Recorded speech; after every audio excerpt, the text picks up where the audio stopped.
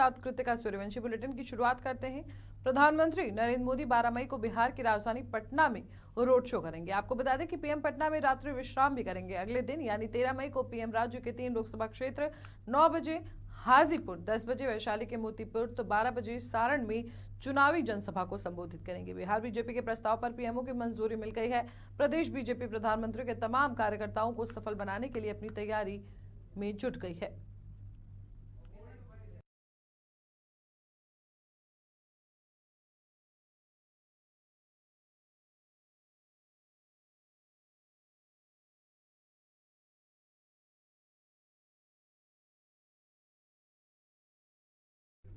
वहीं लखीसराय के मुंगेर लोकसभा सीट पर चौथे चरण में 13 मई को मतदान होना है। इसको लेकर सभी दलों ने प्रचार अभियान तेज कर दिया है। मुख्यमंत्री नीतीश कुमार मुंगेर लोकसभा क्षेत्र के लखीसराय जिले के सूर्यगढ़ा प्रखंड के मणिकपुर हाई स्कूल मैदान पहुंचे, जहां उन्होंने विशाल जनसभा को संबोधित किया। इस दौरान उप मुख्यमंत्री विजय कुमार सिन्हा, मंत्री विजय कुमार चौधरी सहित कई विधायक और नेता भी मौजूद रहे। जनसभा को संबोधित करते हुए मुख्यमंत्री नीतीश कुमार ने केंद्र और राज्य सरकार की उपलब्धियों को गिनाकर लोगों से एनडीए उम्मीदवार ललन सिंह को जिताने की अपील की। वहीं एनडीए उम्मीदवार ललन सिंह ने मंच से नल जल योजना और ग्रामीण सड़क में गड़बड़ी का मुद्दा उठाया, जिस पर मुख्यमंत्री नीतीश कुमार ने चुनाव के बाद जांच करवाकर कार्रवाई की बात कही है। कार्यक्रम के बाद उप मुख्यमंत्री विजय कुमार सिन्हा ने पत्रकारों से बातचीत की और कहा कि बिहार के नेता प्रतिपक्ष तेजस्वी यादव पर उन्होंने जमकर निशाना भी साधा। हम विकास के नाम पर वोट मांग रहे हैं। ये पूरा नदी कानी का इलाका, पूरा चानन का इलाका सुखाड़ से ग्रसित रहता था। मैंने सिंचाई की सारी योजनाएं कराई और इस सब के बावजूद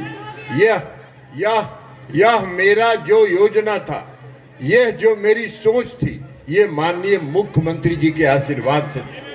और माननीय मुख्यमंत्री जी के बारे में आप लोगों को मालूम है, 2005 से बिहार में शासन कर रहे हैं और 2005 से बिहार में जो बदलाव इन्होंने लाया, जो सड़क के क्षेत्र में, जो बिजली के क्षेत्र में, जो स्वास्थ्य के क्षेत्र में, जो शिक्षा के क्षेत्र में और इस सबसे ज्यादा जो कानून व्यवस्था के क्षेत्र में जो इन्होंने बदलाव लाया, आज उसके कारण बिहारी कहलाना सम्मान का भाव है, बिहारी कहलाना अपमान नहीं है। हमारे साथ कोई था जो गड़बड़ किया है, सबका जांच होगा, इधर से उधर करने वाले का। और यही तब पता चला, इसलिए हम छोड़ दिया। हम जो साथ थे, जिनके साथ इधर उधर हम नहीं जाएंगे, जो आपको बता दिए, तो ये सब इधर उधर करता है। और जब अलग हुए थे तो हम ही लोगों के पटिया के कई लोगों को पता चला कि कितना कितना रुपया दे के खोदने के चक्कर में था, हैं? तो इसलिए जरा सा सोच लीजिए कौन कौन धंधा करता है, तो एक न चीज देखेगा। यहाँ हम लोगों के लिए काम करते हैं, लोग अपना के लिए काम करते हैं, सबका जांच होगा। समझ गया कि नहीं? तो आप लोग पूरे तौर पर एकजुट होकर के काम करिए।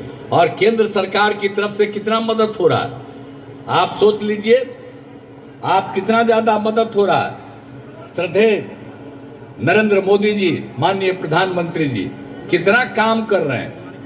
और फिर आप जान लीजिए, हम लोगों को तो मन है कि एक एक तरह से चारों तरफ लोग काम कर रहे हैं। और हम इतना कहेंगे कि मुंगेर आपके सबके लिए, पूरे क्षेत्र के लिए, लखीसराय के लिए हम नहीं घूमे रहे हैं। वहीं मधुबनी जिले के झंझारपुर लोकसभा निर्वाचन क्षेत्र में मतदान की तैयारी को लेकर जिला निर्वाचन पदाधिकारी, सह जिलाधिकारी और अरविंद कुमार वर्मा के द्वारा प्रेस प्रतिनिधियों को विस्तार पूर्वक जानकारी दी गई। आपको बता दें कि यहां मतदान 7 मई को होना है। मतदान का समय 7 बजे से लेकर शाम 6 बजे तक निर्धारित किया गया है। मतदान दिवस को 6 बजे तक मतदान केंद्र पर पंक्तिबद्ध प्रत्येक मतदाता का मतदान पूर्ण कराया जाना है। झंझारपुर लोकसभा क्षेत्र में मतदाता सूचना पर्ची का 95% विवरण 5 मई तक किया गया है। झंझारपुर लोकसभा में 6 विधानसभा खजौली, बाबू बरही, राजनगर, झंझारपुर, फूलपरास और लौकहा है। झंझारपुर लोकसभा क्षेत्र में 18 अप्रैल के आधार पर अंतिम निर्वाचकों में पुरुष मतदाताओं की संख्या 10,45,444 थी, जबकि महिला मतदाताओं की संख्या 95,75,7 थी और अन्य मतदाताओं की संख्या 79 और कुल मतदाताओं की संख्या 2,03,040 थी। झंझारपुर लोकसभा क्षेत्र में मूल मतदान केंद्र की संख्या विधानसभावार खजौली 315, बाबूबरही 338, राजनगर 347, झंझारपुर 344, फूलपरास 338 और लौकहा 353। कुल मूल मतदान केंद्रों की संख्या 2035 है।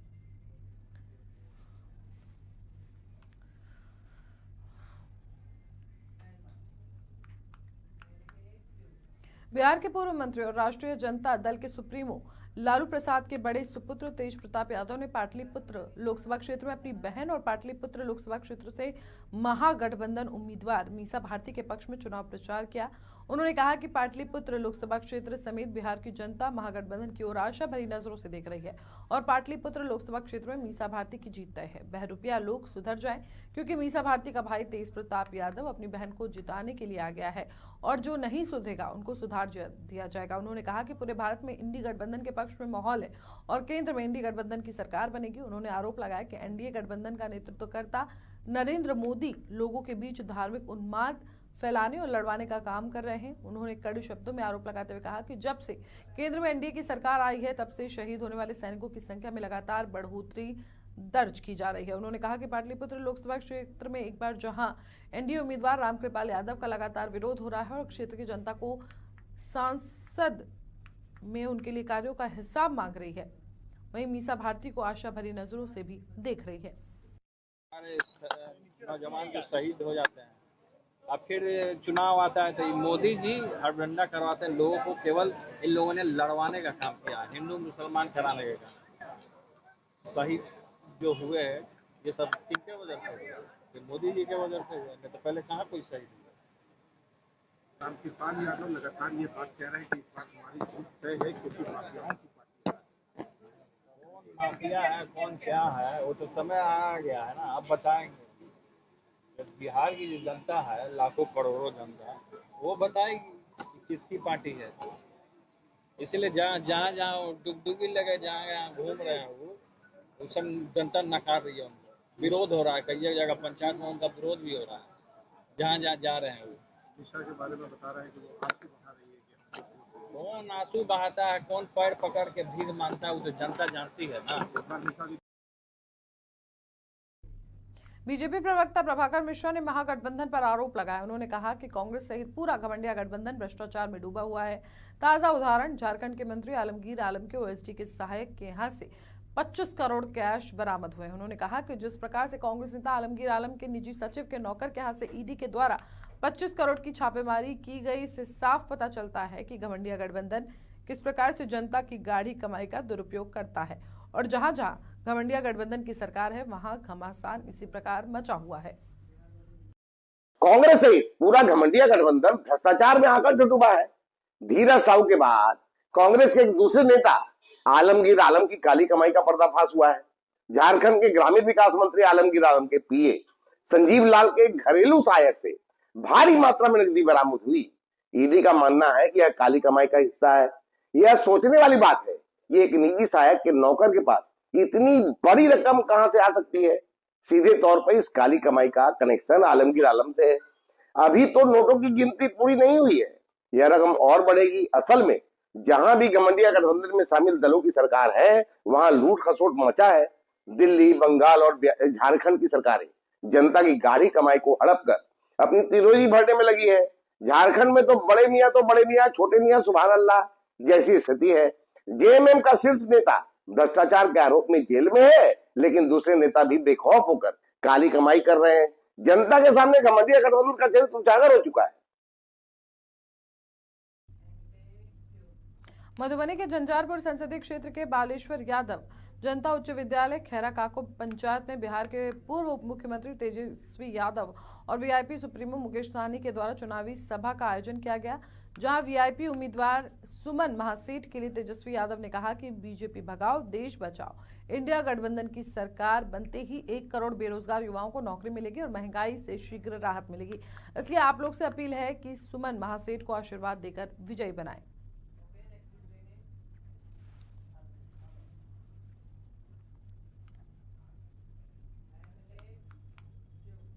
चुनाव के माहौल के बीच झारखंड में सीबीआई के द्वारा 25 करोड़ की छापेमारी की गई है, जिसको लेकर बिहार के उप मुख्यमंत्री सम्राट चौधरी ने लालू प्रसाद और शिबू सोरेन के परिवार पर आरोप लगाते हुए कहा कि लालू का परिवार हो या शिबू सोरेन का परिवार हो, ये सभी लुटेरे हैं, देश को लूटने वाले हैं।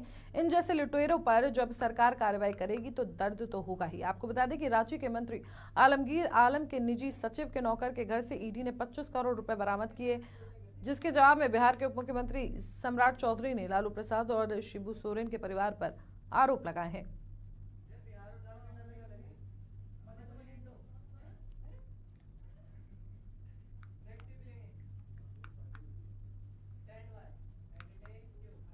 मधुबनी जिले के झंझारपुर लोकसभा क्षेत्र में तीसरे चरण यानी 7 मई को चुनाव होने वाले हैं और इसको लेकर इंडो नेपाल बॉर्डर को सील कर दिया गया है। शनिवार की देर शाम चुनाव से 72 घंटे पहले इसको सील किया गया। आपको बता दें कि इंडो नेपाल बॉर्डर मंगलवार की देर शाम तक सील रहेगा।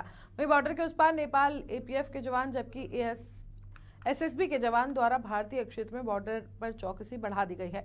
दोनों देश के सुरक्षा बलों ने अपनी अपनी तरफ से बॉर्डर के आने जाने वाले रास्तों पर बैरिकेडिंग कर बॉर्डर को सील कर दिया है। इसके साथ ही दोनों देश के सुरक्षा बल ज्वाइंट पेट्रोलिंग कर रहे हैं।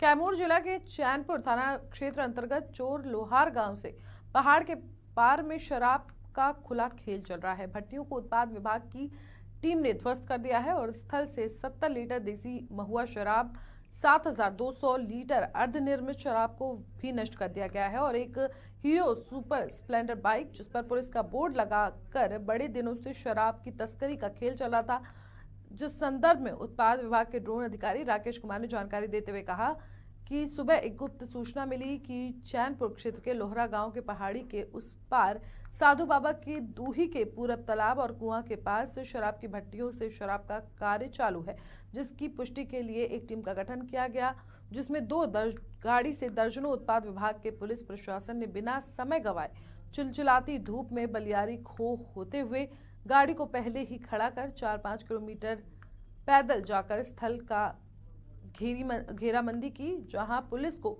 देखकर तस्करों ने जंगल में भागने की पुरजोर कोशिश की, लेकिन उत्पाद विभाग की टीम के द्वारा दौड़ा कर सभी 4 तस्करों को गिरफ्तार कर लिया गया है। पूछताछ की गई तो उन्होंने अपना नाम रविंद्र बिंद पिता विजय बिंद, दूसरे ने लाल मुनि बिंद पिता स्वर्गीय गफूर बिंद, तीसरे ने अर्जुन बिंद पिता सुंदर बिंद, 4 बच्चे लाल बिंद पिता स्वर्गीय मनगू बिंद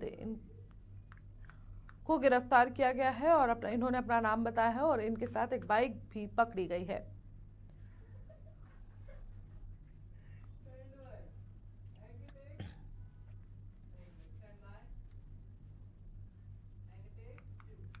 किशनगंज जिले के पोठिया प्रखंड स्थित बिहार बंगाल सीमा पर अव्यवस्थित एक निजी नर्सिंग होम में एक महिला ने 5 बच्चों को एक साथ जन्म दे दिया, वो भी बगैर सीजर किए।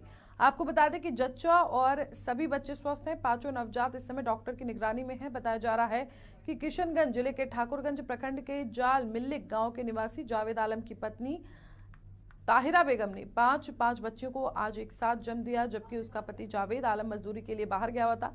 डॉक्टर फरजना नूरी ने बताया कि जब महिला 2 माह की गर्भवती थी तभी से वो इलाज कर रही हैं। महिला चिकित्सक ने बताया कि अल्ट्रासोनोग्राफी के माध्यम से पता चला था कि महिला के गर्भ में 5 नवजात पल रहे हैं।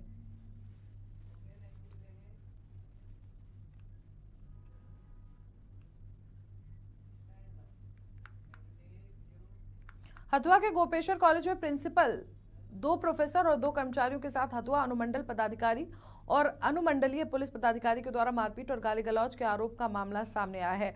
आपको बता दें कि लोकसभा चुनाव को लेकर गोपेश्वर कॉलेज हथुआ में बजरंगगिरी वज्रगृह बनाया गया है, जिसको लेकर शौचालय का निर्माण किया जा रहा था, जिसको लेकर कॉलेज के प्राचार्य ने बताया कि उन्हें किसी तरह की कोई सूचना नहीं दी गई थी और गलत जगह पर शौचालय बनाया जा रहा था, जिससे बच्चों को काफी परेशानी होती थी। उनके द्वारा बताया गया कि किनारे में बनाया जाए, जिस बात को लेकर हथुआ एसटीएम और डीएसपी के साथ धक्का मुक्की की भी नौबत आ गई। वहीं इस घटना के बाद कॉलेज के प्राचार्य द्वारा बिहार के राज्यपाल और कुलपति जयप्रकाश विश्वविद्यालय और शिक्षा विभाग तथा गोपालगंज के जिलाधिकारी एसपी को पत्र लिखकर कार्रवाई की मांग की गई है। गोपेश्वर महाविद्यालय में जहाँ पे जवानों को रहने के लिए चुनाव सुचारू ढंग से हो सके, जवानों को रहने के लिए शौचालय का निर्माण कराया जा रहा था, जिसको लेकर पहले से कोई नोटिस कॉलेज प्रशासन के पास नहीं था कि कहाँ शौचालय का निर्माण करवाना है। ठेकेदार के द्वारा छात्रा कॉमन रूम के सामने शौचालय का निर्माण कराया जा रहा था, जो कि गलत था। उसके विरोध में वहाँ के जो भी प्राचार्य थे, वहाँ प्रोफेसर थे, जो भी शिक्षा कर्मी थे, उन्होंने आके ठेकेदार को समझाया कि आपको हम कॉलेज के किसी साइड में आपको जगह दे रहे हैं, वहाँ शौचालय का निर्माण कराया जाए। लेकिन फिर भी ठेकेदार ने अपनी मनमानी करते हुए वहाँ ज़बरदस्ती बनाने का काम किया। जब उसका विरोध प्रचार के द्वारा किया गया तो उन्होंने एसडीओ और एसडीपीओ दोनों को खबर किया और गलत गलत बातें बताई, जो कि ऐसा वहाँ कुछ नहीं था। और एसडीपीओ और एसडीओ ने आके और उनके बॉडीगार्ड ने वहाँ प्रचार पे गाली गलौज किया, मारपीट किया शुरू कर दी, जिसका वीडियो भी वहाँ के प्रोफेसर द्वारा बनाया गया था। उन लोगों का मोबाइल जब्त कर लिया गया और वीडियो डिलीट कर दिया गया। और आज वीडियो वहाँ जो हथुआ वीडियो है उनको द्वारा कॉल करके मामले को शांत करने को दबाव दिया जा रहा है। तो ये काफ़ी निंदनीय है। ये मारपीट कौन किया? हथुआ एसडीपीओ और एसडीएम के बॉडीगार्ड द्वारा कराया गया है और हथुआ एसडीएम एसडीपीओ गाली गलौज प्रचार के साथ किए हैं। उसको लेकर आप लोगों द्वारा आज उसको लेकर हम लोग आज निर्वाचन अधिकारी जो जिला अधिकारी हैं उनको लेकर हम लोग आज आवेदन देने आए हैं और इस पर उन लोग पर जो अधिकारी हैं, जो दोषी अधिकारी हैं, उन लोग पर कठोर कार्रवाई की मांग करते हैं, ताकि भविष्य में ऐसे जो शैक्षणिक माहौल है वो माहौल सुचारू रूप से जो बना रहे। मेरे साथ इस बुलेटिन में इतना ही। देश और दुनिया की तमाम बड़ी खबरों के लिए देखते रहिए एन भारत।